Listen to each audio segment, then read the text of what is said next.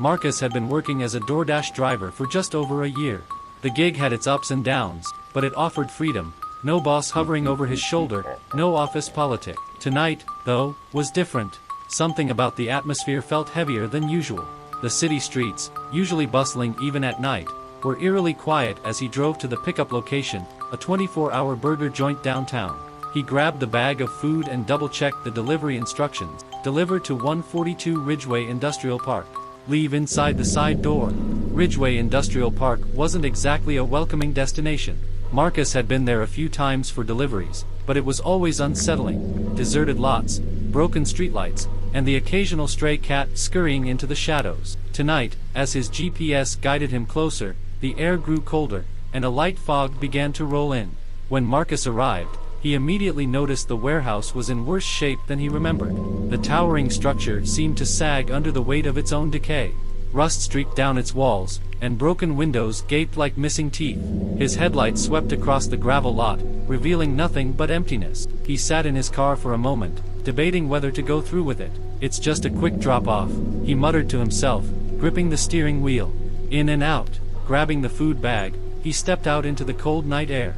The crunch of gravel underfoot seemed deafening in the silence. He looked around, half expecting someone to emerge from the shadows, but the lot remained lifeless. The side door was slightly ajar, just as the instructions had said. A dim, flickering bulb hung inside, casting weak light on the threshold.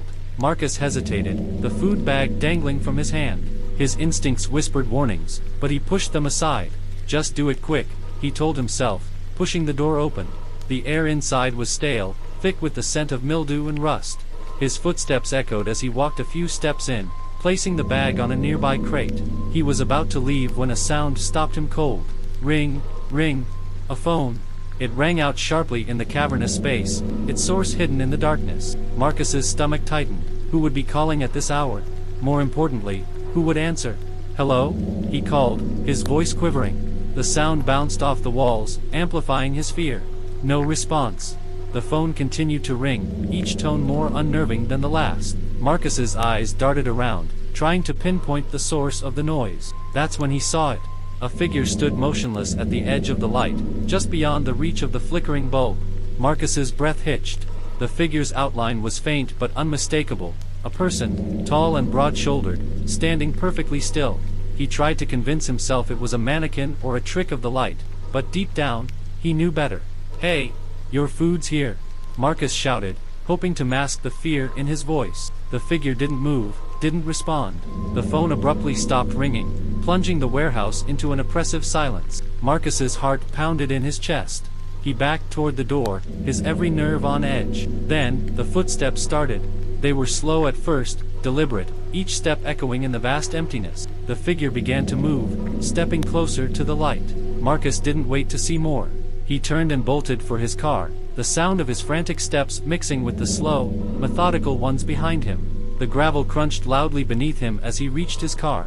He fumbled with the keys, his hands trembling uncontrollably. Finally, he managed to unlock the door and dive inside, slamming it shut and locking it in one swift motion. His breathing was ragged as he started the engine. His headlights swept across the warehouse one last time, illuminating the open door.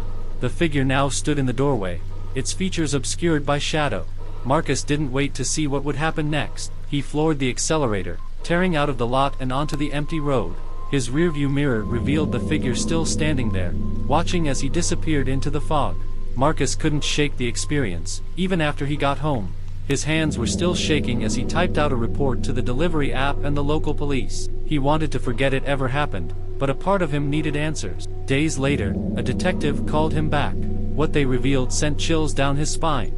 The warehouse had been broken into earlier that week, and inside, investigators had found evidence of a planned ambush. Ropes, duct tape, and even a knife were discovered near the area where Marcus had placed the food. The figure he saw might have been lying in wait, hoping to lure someone unsuspecting inside. You're lucky you trusted your instincts, the detective told him.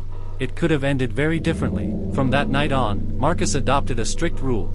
No more late-night deliveries to isolated locations. Some risks simply weren't worth taking. It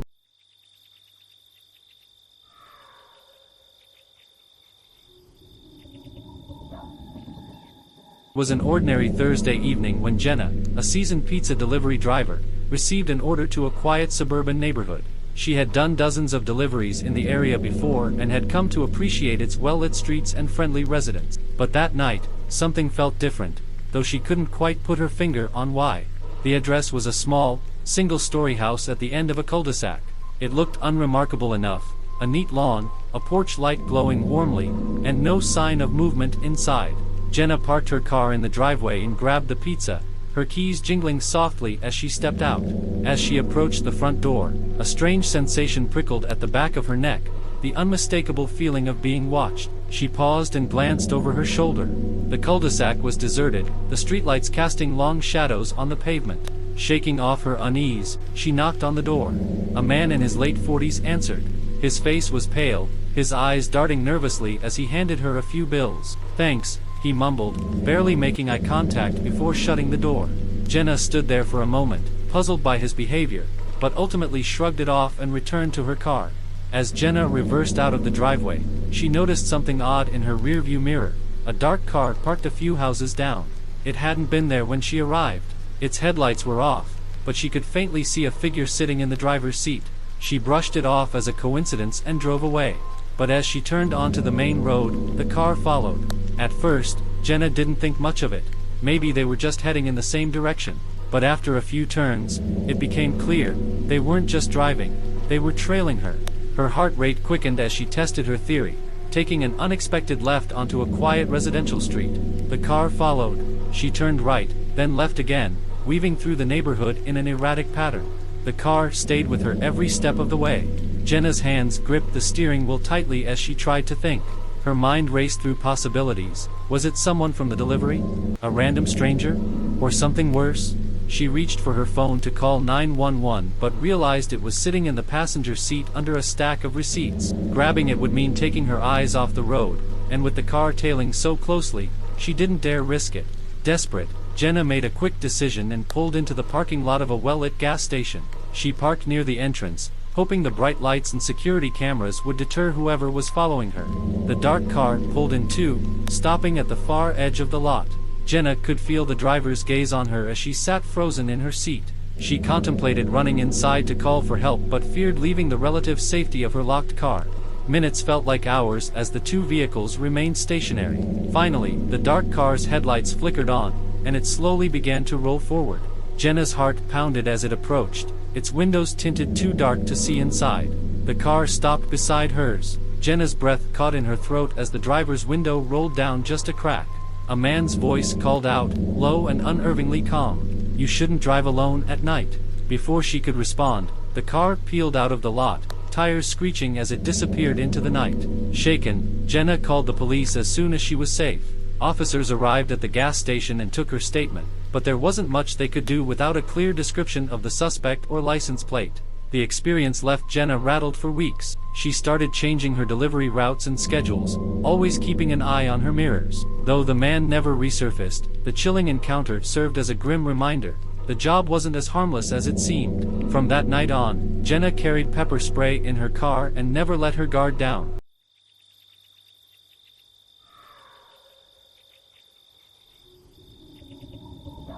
18-year-old Ben had been delivering pizzas for a small-town pizzeria since summer began. Most of the time, the job was routine, taking orders to regulars, driving back roads he knew by heart, and pocketing decent tips. But on one particular night, an order took him far beyond his usual routes, to the edge of town where farmland stretched for miles. The house was located down a long, winding dirt road that seemed to go on forever. The GPS signal flickered in and out, forcing Ben to rely on the sparse mailboxes and fading house numbers to find his way. Eventually, he spotted the farmhouse, a creaky, two-story structure that looked as if it had been abandoned for years. He parked his car near the driveway, the headlights cutting through the dark. The fields around him rustled in the breeze, but otherwise, the night was silent. Ben hesitated before stepping out. Something about the place felt wrong. The windows were dark, the porch sagging under the weight of neglect. But he reminded himself that country folks often kept things simple. Grabbing the pizza bag, he climbed the rickety porch steps and knocked on the door. The door creaked open slightly, revealing only darkness inside. "Hello?" Ben called out, his voice carrying into the void. A man's voice responded, gruff and low. "Just leave it on the porch." Ben hesitated.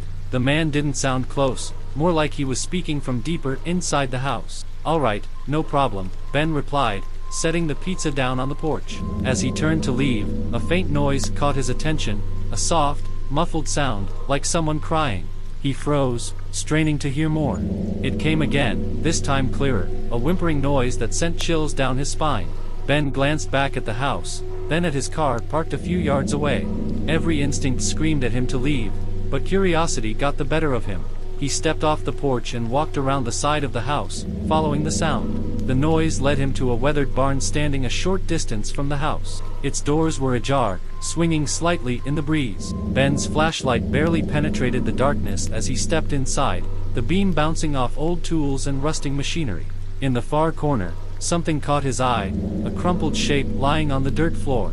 As he approached, his stomach dropped. It was a delivery bag, just like his, but worn and dirty. Next to it lay a pizza box, its contents spilled out as if abandoned in a hurry.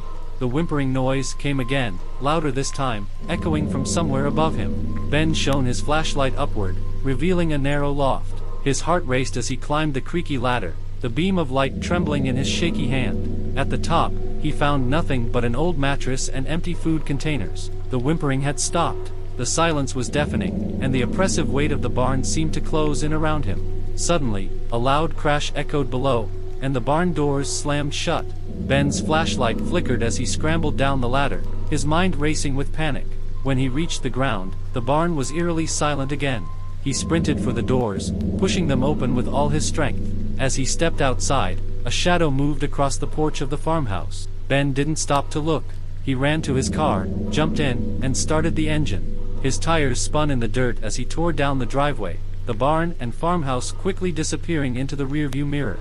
When Ben returned to the pizzeria, he immediately reported the incident to his manager. The local police were called, and officers went to investigate the farmhouse the next day. What they found was deeply unsettling. The house was indeed abandoned, and the barn contained more signs of discarded delivery bags and food containers. There was no trace of the man who had spoken to Ben or the source of the cries he'd heard. The officers theorized it was a trap, someone luring delivery drivers to the property with no intention of paying for the food. But what happened after they arrived? That remained a mystery. For Ben, the incident was a terrifying reminder of how isolated his job could be. From that day forward, he made it a rule to avoid remote areas after dark, no matter how harmless they seemed.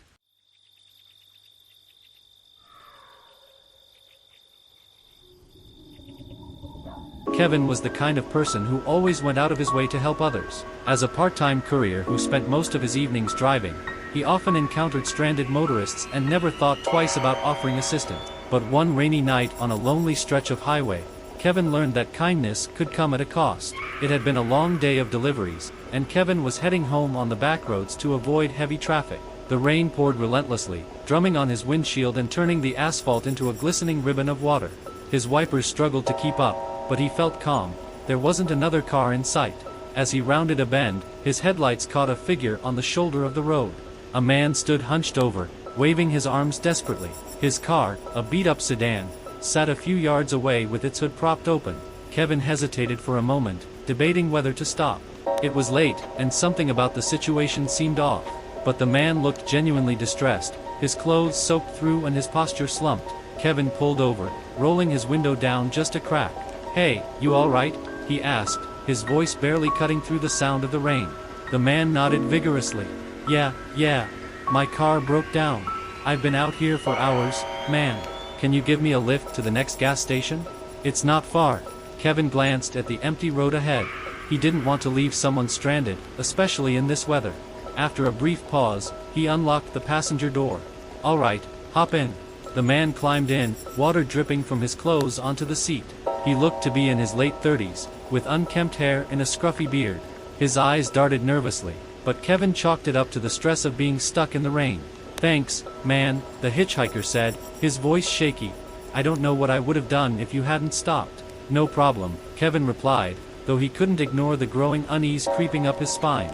The man gave directions to a gas station about 10 miles down the road.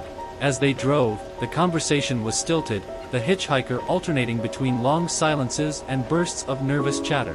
About 5 minutes into the ride, Kevin noticed something strange. The man kept glancing into the back seat, as if expecting to see someone there. "Everything okay?" Kevin asked, trying to keep his tone casual. The hitchhiker froze for a moment, then nodded. "Yeah, just thought I saw something back there. Guess it's just my imagination." Kevin laughed uneasily. Probably just the shadows from the rain. But the man's jittery behavior only intensified. He began fidgeting with his hands, tapping his foot against the floorboard. Kevin tightened his grip on the steering wheel, his instinct screaming at him that something was wrong. Without warning, the hitchhiker lunged. His hands wrapped around Kevin's arm, yanking the wheel hard to the right. The car skidded off the road, sliding into the muddy shoulder. "What the hell are you doing?" Kevin shouted, struggling to regain control of the vehicle. The man didn't answer. Instead, he grabbed at Kevin's keys, trying to pull them out of the ignition. Kevin fought back, adrenaline coursing through him as he shoved the man away. "Let go!" Kevin yelled, his voice cracking with panic. The hitchhiker reached into his jacket and pulled out a knife. The blade glinted in the dim light as he brandished it toward Kevin. "Get out of the car!" he screamed. Kevin's heart raced as he realized he was trapped. Thinking fast, he slammed his foot on the accelerator, causing the car to lurch forward. The sudden movement threw the hitchhiker off balance, and Kevin seized the opportunity to grab the knife-wielding arm, forcing it away from him. The struggle was chaotic, the confined space amplifying every movement. Kevin managed to shove the hitchhiker against the door, his free hand fumbling for the door lock. Suddenly, flashing red and blue lights lit up the rain-soaked road. A police cruiser skidded to a halt behind them, and 2 officers jumped out with weapons drawn. "Drop the knife! Hands where we can see them," one of the officers shouted. The hitchhiker froze, his wild eyes darting between Kevin and the police. Slowly, he let the knife fall to the floor and raised his hands. The officers quickly subdued him, pulling him out of the car and cuffing him. Kevin sat in the driver's seat, trembling as the adrenaline began to wear off. One of the officers approached him, asking if he was hurt. Kevin shook his head, his voice barely above a whisper. "I'm fine, thanks to you." Later, Kevin learned that the hitchhiker was wanted for multiple robberies in the area. The man had been targeting drivers on lonely roads, using their goodwill to get close before attacking. The experience shook Kevin to his core. He had always prided himself on being helpful, but this close call made him reevaluate his safety. From then on, he made a rule: no more stopping for strangers, no matter how desperate they seemed. Sometimes, he thought about how lucky he'd been that night, how easily it could have ended differently.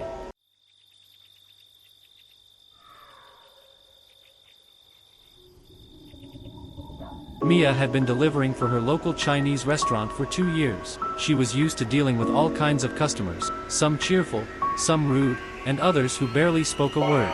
But this order would be different, one that would haunt her for weeks. It was a quiet Friday night, and she was finishing up her shift. The last delivery of the evening was to an address in a residential neighborhood on the outskirts of town. The house looked unremarkable on the app, a modest 2-story home with a driveway and a neatly trimmed lawn. When she arrived, the street was eerily still. The faint glow of porch lights dotted the road, but no cars passed by, and no one else was outside. Mia parked in the driveway and grabbed the bag of food. The light breeze carried the sound of wind chimes from somewhere nearby, but otherwise, the night was silent. As Mia climbed the porch steps, the boards creaked under her weight. She reached the door and rang the bell. A few seconds passed with no answer. She rang again, shifting her weight nervously as the silence stretched. Suddenly, the door flew open, and a man filled the frame. He was tall and broad-shouldered, with disheveled hair and an intense expression that made Mia instinctively take a small step back. "You're late," he snapped, his tone dripping with irritation. "You're late," he snapped, his tone dripping with irritation. Caught off guard, Mia stammered, "I'm sorry, sir. Traffic was heavier than usual." "I don't care about your excuses," he interrupted, his voice rising. "Do you even know how long I've been waiting? This is ridiculous." Mia forced a polite smile, hoping to de-escalate the situation. "I apologize for the delay, sir. Here's your food." The man snatched the bag from her hands, his grip so aggressive that it crumpled the paper slightly. As he turned to carry it inside, Mia noticed something unsettling. He glanced over his shoulder toward the dark interior of the house, as if checking on someone. She stood there awkwardly, waiting for him to close the transaction. Finally, he dug into his pocket and handed her a crumpled $20 bill. "Keep the change," he muttered, but then paused. His demeanor shifted slightly, his eyes narrowing. "Wait a second," he said, his voice lower but no less sharp. "Come inside for a moment. I think you forgot something." Mia froze, her instincts immediately going on high alert. "Forgot something?" she repeated, trying to buy herself time to think. "Yeah," he said, his tone insistent. "One of the sauces or something. Just come in, and I'll show you." Her mind raced. Something about the way he said it, the way his eyes darted nervously behind him, made her stomach churn. She forced another polite smile and took a small step back. "I'm pretty sure I didn't forget anything, sir. The order was double-checked before I left the restaurant." The man's expression darkened, his jaw tightening. "Just come inside and check," he barked, his voice echoing unnaturally in the still night. Mia's heart pounded. She knew she couldn't risk stepping inside that house. "I'll wait here while you check," she said firmly, trying to keep her voice steady. The man stared at her for a long, tense moment, his eyes boring into hers. Then, without a word, he slammed the door shut. The force of it made the porch rattle. Shaken, Mia hurried back to her car. Her hands trembled as she fumbled with the keys, her instincts screaming at her to leave as quickly as possible. She locked the doors the moment she was inside and started the engine. As she reversed out of the driveway, she glanced back at the house. The man was standing in one of the windows now, the curtains pulled aside just enough for her to see his face. He was watching her leave, his expression cold and unblinking. Mia drove away, her thoughts racing. Why had he insisted she come inside? And why had he glanced over his shoulder before asking? The questions gnawed at her, leaving her deeply unsettled. When she returned to the restaurant, Mia reported the incident to her manager. Though he listened sympathetically, there wasn't much he could do beyond flagging the address in their system as problematic. Still shaken, Mia decided to look up the address herself later that night. What she found left her stomach in knots. The house had a dark history. A year earlier, it had been the site of a violent home invasion. The perpetrators had lured victims inside using various excuses, trapping them once they stepped over the threshold. The thought sent chills down Mia's spine. Was the man connected to those events? Was he working alone, or was someone else inside the house, waiting for her to come in? Mia couldn't say for sure, but she knew one thing. Trusting her instincts had likely saved her life that night.